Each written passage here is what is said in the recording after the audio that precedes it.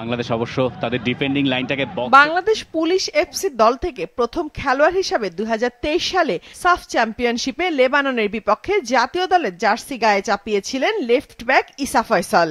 সবশেষ AFC Asian কাপের বাছাইয়ে ভারতের বিপক্ষে একাদশে জায়গা না পেলেও স্কোয়াডে ছিলেন ইসা। কনস্টেবল হিসেবে তিনি বাংলাদেশ পুলিশে যোগ দেন 2018 সালে। পুলিশের হয়ে প্রথম জাতীয় ফুটবল দলে খেলার স্বীকৃতি হিসেবে সম্প্রতি পেয়েছেন পুলিশের বিশেষ সম্মাননা স্মারক আইজি ব্যাজ। দুটি আলাদা পেশা হলো দুই ক্ষেত্রেই দেশের জন্য দায়িত্ব পালনের অনেক বড় সুযোগ বলে মনে করেন 25 বছর বয়সী ইসা ফয়সাল। ভালো কিছু করার জন্য আসলে এই ব্যাজটা পরিধান করে, তারা আসলে দেয়। তো আলহামদুলিল্লাহ আমি জানি না কতটুকু করতে পারছি, বাট ধন্যবাদ জানাই স্যারকে যে তিনি এত বড় একটা সম্মান আমাকে দিয়েছেন।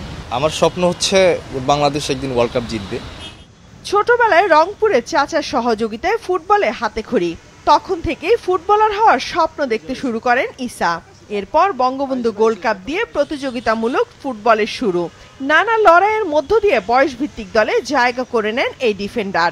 তবে একসময় ভাবতাম যে অনেক বড় বড় লেফট ব্যাকরা আছে ন্যাশনাল টিমে, তো আমার জায়গা হবে কি না, তো এগুলো মানে চিন্তা করতাম। আর হচ্ছে আমার যে এমটা টার্গেট, আমার ন্যাশনাল টিমে খেলবো, এই স্বপ্নটা ছিল আমার।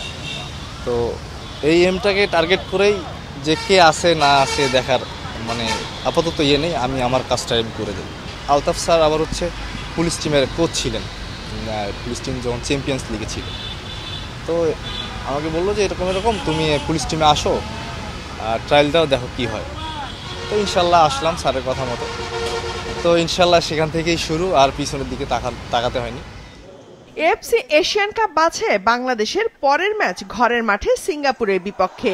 যে ম্যাচের আগে প্রবাসী হামজা চৌধুরী ছাড়াও ইতালির ফাহমিদুল ইসলাম ও কানাডার সমিত সোমকে পেলে বাংলাদেশ দলের শক্তি আরো বাড়বে। তাই দেশের মাটিতে ভালো একটা ফলাফলের প্রত্যাশা করছেন তিনি। বাংলাদেশ টিমে হামজা ভাই, তবে শুনতেছি সামিত সোম ভাই আসতেছে, তো ফাহমিদুল আসতেছে। আর আপনারা জানেন যে আসলে বাংলাদেশ ফুটবল টিম এখন অ্যাটাকিং ফুটবলটাই কিন্তু খেলার চেষ্টা করে। তো ইনশাল্লাহ সব কিছু ঠিকঠাক থাকলে আমরা ইনশাল্লাহ সিঙ্গাপুরের সাথে ভালো কিছু করব। এক সময় চিরা তৈরির কারখানায় দৈনিক 40-50 টাকা বেতনে শ্রমিকের কাজ করেছেন ইসা। সেই ইসা বর্তমানে বাংলাদেশ প্রিমিয়ার লিগের সবচেয়ে দামি স্থানীয় ফুটবলার। জনপ্রিয় ফুটবল পোর্টাল ট্রান্সফার মার্কেট এই বাজার মূল্য প্রকাশ করেছে।